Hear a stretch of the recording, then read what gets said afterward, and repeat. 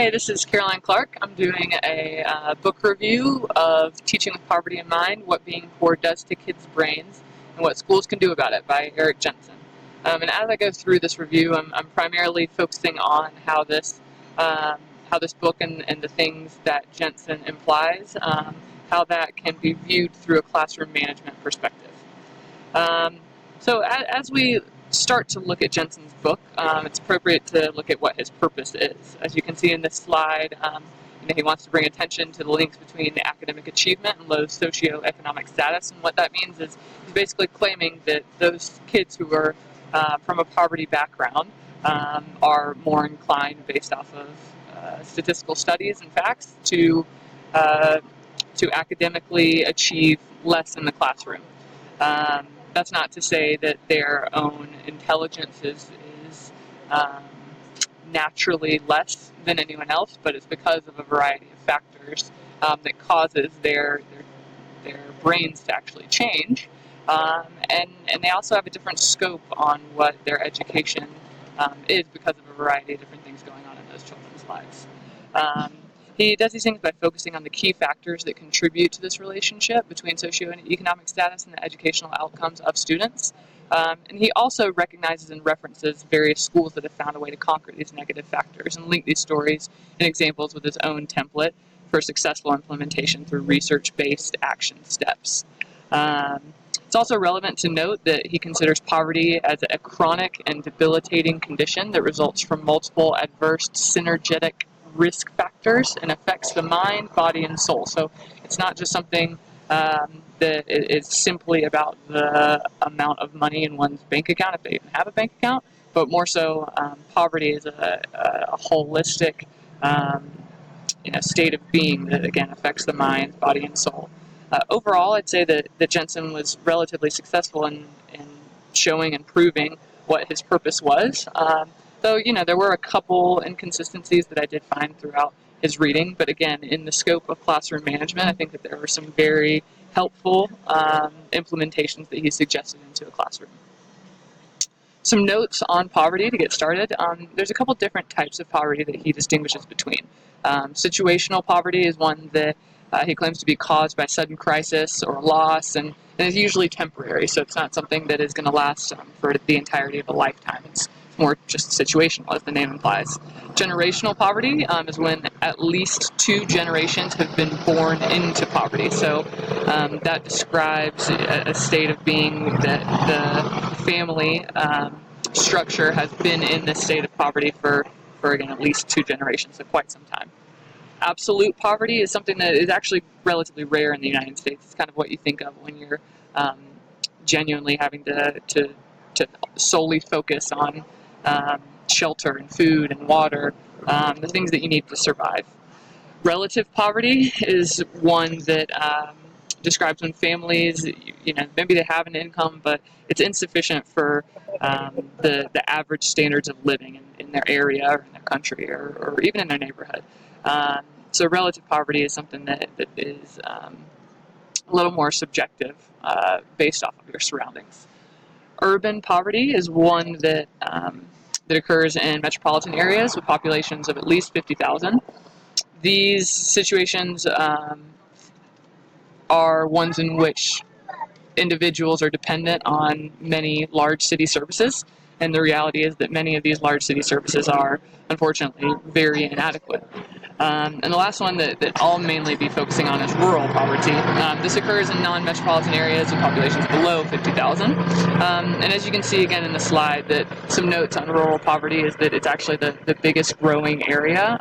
Rural rates are around 15 to 20% as of 2004, but although that number is a little bit dated, it's important to recognize that this rate had been growing at the time and was continuously surpassing the urban rate for the last over 50 years. So again, while that one piece of data is a little bit older, it still implies that the number is actually much higher as of right now. And this is caused by a variety of factors, one in which, as you can see on the slide, is an influx of more and more people entering the country and the area who are actually trying to vie for lower income wage jobs. And as many of us do know, these lower income jobs don't allow for individuals or families to escape poverty. As an educator, in the state of Alabama, I think that it's very relevant to focus on this rural poverty because given the demographics and the population of the state, there's many of these areas throughout rural Alabama that a lot of us in education are going to be dealing with. So how does poverty affect students? It affects them in a couple different ways. And there's a couple different reasons why. One of which is their home life. It's also their physical environments and their social environments, and these all lead to cognitive stress. Um, Children that are in poverty are disproportionately exposed to adverse social and physical environments compared to students falling in higher socioeconomic situations. For their home life, low-income parents are less able to adjust to parent needs, especially of higher demand children.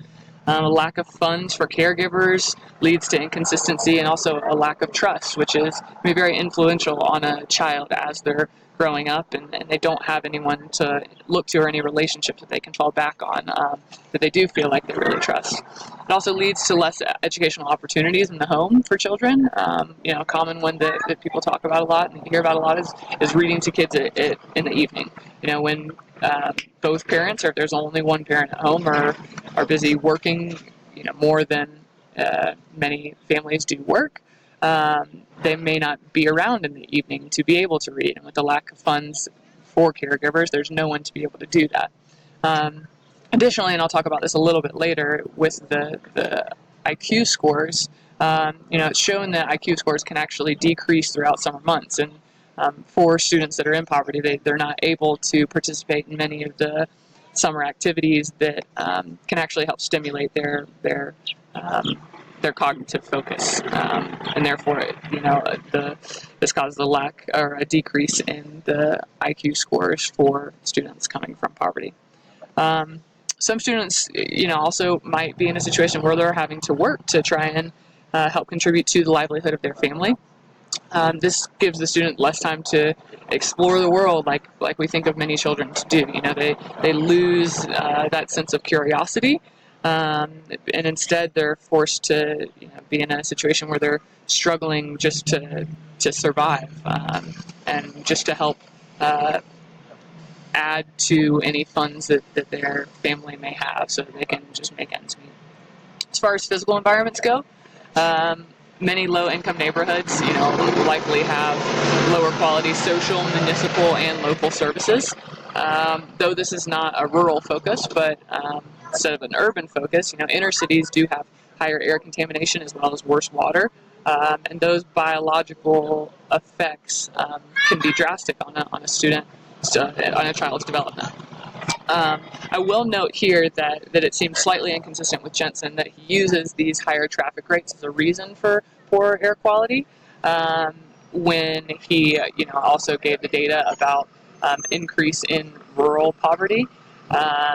So when he referenced this in his book, he was saying that that higher traffic rates in general cause poor air quality for all those in poverty, or at least that's the way that it was implied and that it read. And so I think it's appropriate to distinguish that, yes, that is a factor, but particularly in urban settings. For social environments, students that are coming from a background of poverty are more likely to believe that their parents are disinterested because their parents are again trying to make ends meet, or maybe they're not working and they're just disconnected from the family. They aren't able to have the appropriate changes in becoming a parent, and therefore they're not able to parent successfully. These students are also more likely to have inconsistent and turbulent and unhealthy friendships. And again, but from all of these various factors, that leads to cognitive stress, and this can be particularly harmful, especially during adolescence. Brains are malleable, and they can change, and particularly during adolescence, this is one of the biggest times that that a brain does go through these changes. So when under a lot of cognitive stress, it negatively impacts those changes in the brain, and therefore causes students to not be able to be the star students that I think many hope for. That kind of leads to our next slide, which is some things that may be likely for students from poverty. They're likely to receive less positive reinforcement from teachers, and that's something that I think that we all need to be very aware of. By being that person in a student's life to encourage them and to give them the positive reinforcement, as an educator, we may be the only person in that student's life that they're getting it from. Students from poverty, because of the lack of funds for caregivers, they also aren't able to have as much structured support at home whenever assignments are given or whenever they're struggling through something. And finally, when looking at the long term, they don't necessarily see themselves moving on from high school, maybe not even graduating high school, and then moving on to college and getting a sustaining job. That's just not a mindset or a mind frame that is promoted for them. So the big part of this is, how does this affect any classroom management ideas and policies? I think that by knowing that brains do change, but we have to be aware that they're not going to change from more of the same. So by believing that students are capable of changing and knowing that it's possible, we can help shape their minds. Our beliefs and assumptions play a huge part in the outcome, especially for students that are accustomed to low expectations. As far as their behavior goes, many times I think poor behavior can be interpreted from an educator or a teacher as being disrespectful, but truly this is their behavior is something that can just be a symptom of their poverty and the chronic stress.